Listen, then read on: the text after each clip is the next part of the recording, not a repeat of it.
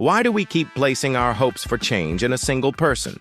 Why do we wait for a wise leader instead of demanding a system that works on its own? Why do we praise heroes but never build guardrails? Why do we always say, he's not bad, but never, the system runs well? Have you noticed? Many of us carry a deep-rooted fantasy that one good person can fix everything. We grow up with stories like these. A just official who fears no power solves impossible cases and brings justice. A great leader who turns the tide, saves the nation, and restores order. Over time, we learn to bundle complex societal expectations into the hands of one person. How do we speak about systems in daily life? We don't ask whether the rules make sense. We ask whether the people in charge are decent. This leader's all right. At least he has some conscience. As long as he's still around, things won't get too bad. We place the burden of justice on one upright judge, the hope of national revival on an unseen sage, our dreams of class mobility on a self-made entrepreneur. Some say this is just blind submission, that people only worship authority, not institutions. And they contrast this with the West Bay, where individualism and systems are supposedly held in higher regard. But is that really true? Is hero worship a uniquely Eastern flaw? Or do Westerners also long for saviors when systems collapse? Why, in the face of systemic breakdown, do humans across cultures reach for a single person to save them? Maybe it's not about culture at all. Maybe it's a universal pattern in human cognition. When channels of expression fail, when participation is blocked, when upward mobility is sealed off, we begin to package all our hope, anger, and fear into one single human figure. He's not just a man. He becomes a substitute for a functioning system, a fictional conduit of power, a psychological response, a hallucination that replaces mechanism with man. This is the core mechanism we're about to uncover, the surrogate interface of personhood. In this episode, we're diving into a phenomenon you may have sensed all your life, but never fully understood. Why do we always wait for a wise ruler to come save us? We'll break it down across 6 layers of analysis. We'll start with the psychological roots, how personal fantasies replace institutional thinking. Then we'll explore examples like Napoleon, Trump, Elon Musk, and the myth of the righteous judge, showing that this isn't a Chinese problem. It's a human pattern. Next, we'll introduce a key term to define this structure: the surrogate interface of personhood. We'll uncover the 5 psychological mechanisms that hold this structure in place. We'll model how this mechanism operates inside collective cognition and public behavior. Finally, we'll return to the core question: how do we shift from waiting for someone to building systems that work? This isn't just a critique of broken institutions, it's a reclaiming of cognitive sovereignty. This tendency to place our hopes in a single individual is far from rare. It appears across countries, cultures, and historical periods. Like an undercurrent in the evolution of human politics, it rises to the surface whenever systems collapse, order breaks down, or expression is shut off. Napoleon was a prototype of national personification. He rose from the chaos of post-revolutionary France. After nobles were overthrown, the state fractured and power lay in a vacuum. As a low-born officer, he unified France, repelled foreign powers, and authored a new legal code. He symbolized order. He symbolized dignity. He symbolized victory. After being exiled, he returned with nothing but a speech, and thousands of former soldiers rejoined him. Even enemy forces defected, because he wasn't just a man, he had become France itself. Personality had replaced policy. A person became the anchor for collective belief. Then there's Trump. Elected in 2016 with the slogan, "Make America Great Again," he clashed with the media, attacked elites, and violated political norms. For many working-class white Americans, he wasn't a politician. He was one of them.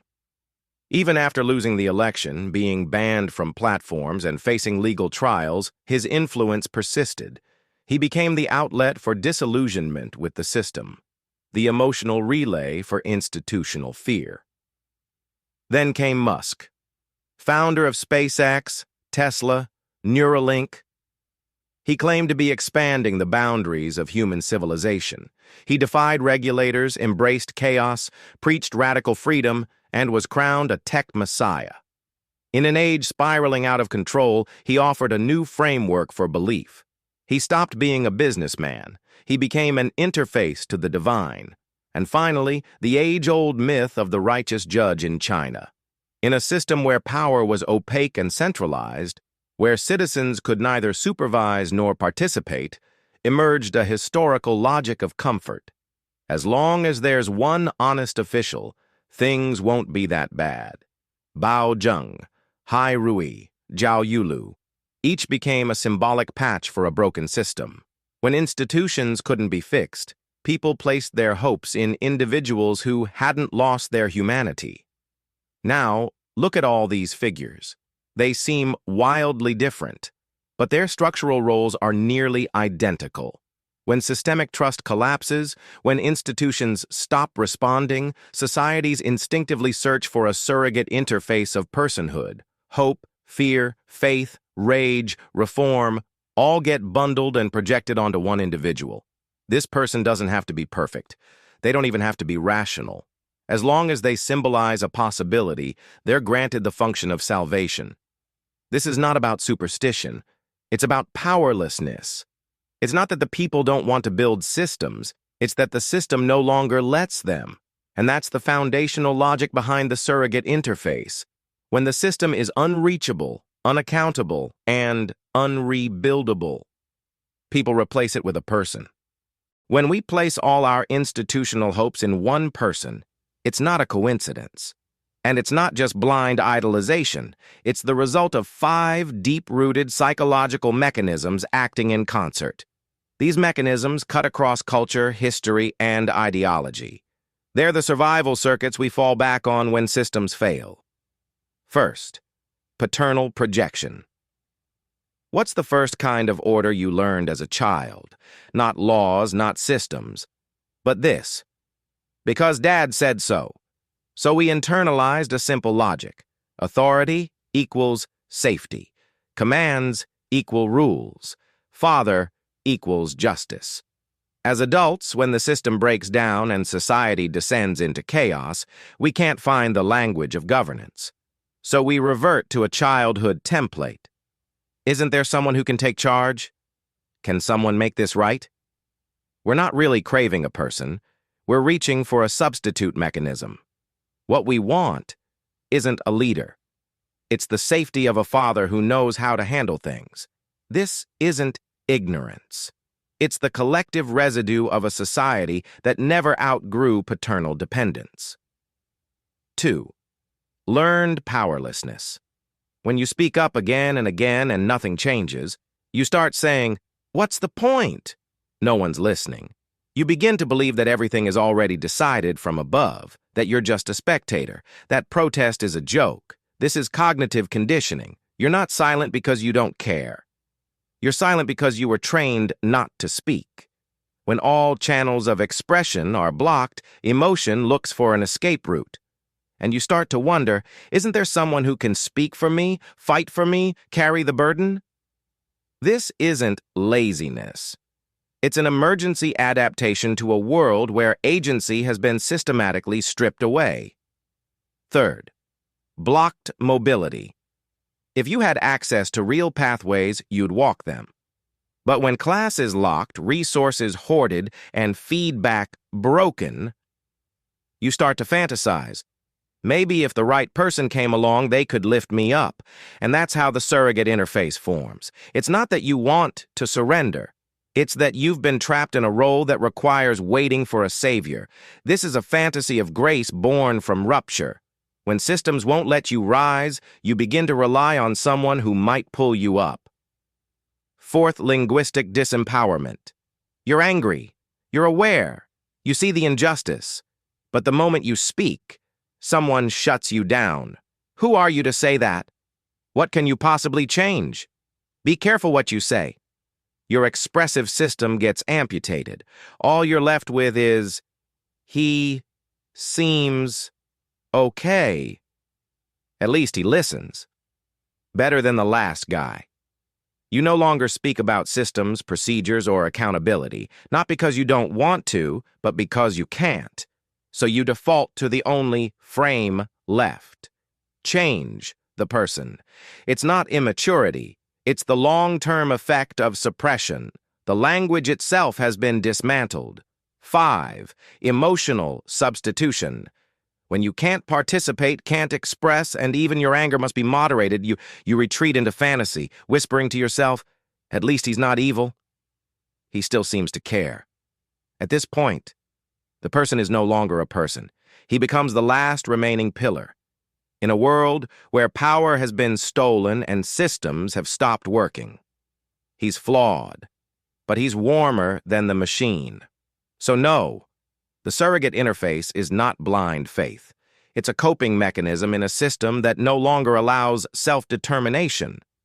We don't keep investing hope in that one person because we're naive. We do it because we've been stripped of the right to build, to rescue ourselves, and even to speak. This is not a mistake.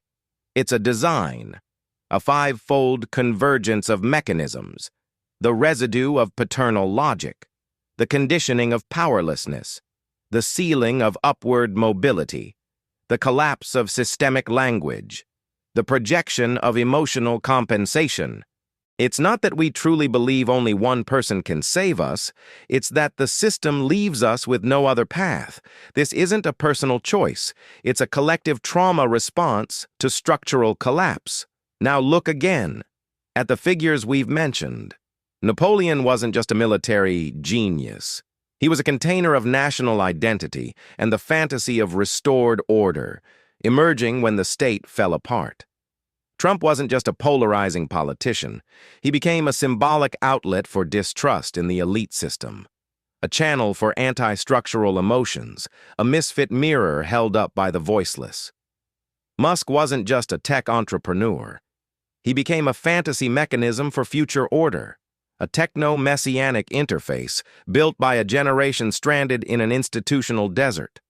And the ancient myth of the upright judge in China wasn't just about justice, it was a long-term social habit of forced retreat, created in a system where people couldn't supervise, couldn't participate, and so gave their trust to the last thing left, a human face. These people are both real and imaginary. Their successes and failures are not the point, but one thing must be made clear. They are not the mechanisms themselves. They are placeholders, surrogate interfaces filling the vacuum of broken institutions, illusory proxies for systems that no longer function. When we lose the right to speak, we search for someone who still can. When we lose protection, we look for someone who still reasons. When we're stuck between upward failure and downward collapse, we imagine someone who might pull us out. This isn't about personal worship. It's what happens when a society loses faith in the system and builds instead an escape capsule made of personhood. That is the true essence of the surrogate interface of personhood. It was never about the power of one person. It was always about the powerlessness of millions, compressed into a single body. At last, we can give a clear name to this phenomenon that spans eras, cultures, and collective psychology, the surrogate interface of personhood. This is not about charisma. It's not about blind devotion. It's what arises again and again after social unrest, after institutional collapse, after the silencing of public expression. It is a collective psychological reflex that surfaces under structural pressure. Earlier, we uncovered the 5 psychological drivers behind it. Residual paternal logic, where people seek order through someone who has the final say. Learned powerlessness, where people stop trying not because they don't care, but because they've been trained to believe it's useless. blocked mobility, where self-rescue is no longer possible and only the fantasy of rescue remains. Linguistic disempowerment, where structural critique vanishes, replaced with "he's not bad." Emotional projection, where when nothing can be changed, people turn to imagined saviors for just a shred of comfort. These are not isolated forces, they are nested, interwoven, reinforcing. Together they pull us away from the public consciousness of building systems, back into the default script of putting our faith in a person. So here is our definition. The surrogate interface of personhood is a systemic response in which, when institutions fail to respond, expression is blocked and social trust breaks down. People begin projecting core civic expectations, like justice, order, accountability, and hope, not into mechanisms, but into a single tangible personality. That person becomes a temporary interface for collective belief. This is not random. It's a structured pattern, a systemic cognitive construction upheld by 5 operational mechanisms. Personality, binding, power, justice, and order are severed from systems and attached to individuals. Napoleon becomes French order. Trump becomes the anti-elite messiah. Bao Zheng becomes the embodiment of fairness. Structural substitution. When people can't engage with institutions, they place hope in someone they can see. Narrative delegation. The public stops building shared visions and instead lets a leader dictate the story. People say, "He's thought it through." He sees the big picture. Expression transfer. Lacking the language to talk about systems, people default to "he's good." He has a conscience. Emotional containment. In moments of collapse, personhood becomes the last place left to anchor collective hope. You'll hear people say, "At least he's still here. Things won't get too bad." These 5 mechanisms are not just tools. They form a closed system, a system where the visible human replaces the inaccessible institution, where emotional resonance replaces structural design. This isn't the triumph of the great man narrative. It's the emergency patchwork that arises when a population's right to speak, to participate, and to decide has been completely severed. When systems collapse, when language breaks, when trust dissolves, the collective emotion has nowhere to go. And so people drift between helplessness and anxiety. In search of stability, they start to look for a person, someone who can carry their unresolved hopes.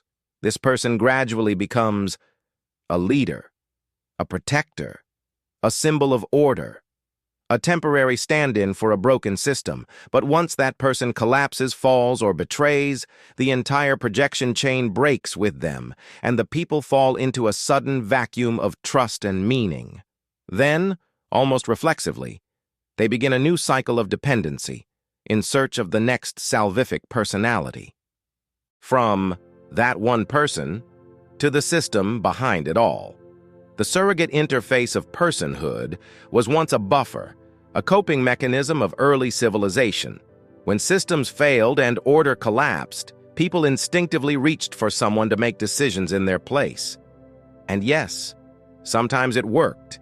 It did occasionally hold society together, but it never fixed structural injustice. What it gave us was illusion after illusion, brief highs of hope, followed by long crashes of disillusionment. True maturity is not waiting for a wise ruler, not hoping for a savior. It's shifting from dependency to design, from handing over hope to reclaiming our capacity to speak, to judge, to build. People fade, but systems endure. May we one day stop looking for that one person and start building the system we need. Perhaps this is where real reflection begins. When you stop asking, "Who will save me?" and start asking, "Does this system let me speak?" When you stop asking, "Is this person good or bad?" and start asking, "What structures hold them accountable?" When you stop raging and start inquiring, Do we have the means to change this? That is the threshold of systemic awareness. It might not change the world overnight, but it has already changed you. You are no longer the one waiting to be assigned. You are the one who watches, who questions, who models. Every story that begins with, "He will change everything," is doomed to decay. Not because he isn't good enough, but because you were never invited into the system. Again and again, we hand away our hope. Not because we are ignorant, but because we were taught too early. Don't ask. Don't intervene. Don't write the rules. But the real question was never, did he do the wrong thing? The real question is, did we understand how the system works? Have you ever, just once, looked past the person and into the architecture beneath the words, the manipulation behind the emotion, the script behind the institution? You don't need to have all the answers. You just need to start asking. Why do we keep waiting for someone else to decide for us? Why are we afraid to speak of systems, but fluent in praise and blame? Why do we crave to be moved but avoid the work of construction? Why do we choose short-term fever, but fear the slow burn of lasting autonomy? The moment you begin asking these, you're no longer a conditioned believer in borrowed power. You become an observer of systems. You are no longer the one who gives your feelings away. You are the one who starts decoding narratives, mapping power, rebuilding interfaces. You may not yet have a name for this process, but it is already the beginning of metacognition. Not a slogan, but a state of consciousness you ignite with your own hands. A quiet fire, a right to awaken, that needs no permission. As you wished. This is the beginning of awakening. Not because he came, but because you did. Not because hope arrived, but because the system is being rebuilt. Cognitive sovereignty never belonged to anyone else. We don't have to change the world all at once, but from this moment forward, we can choose. Not to surrender judgment to illusions, not to outsource our fate. Ever again.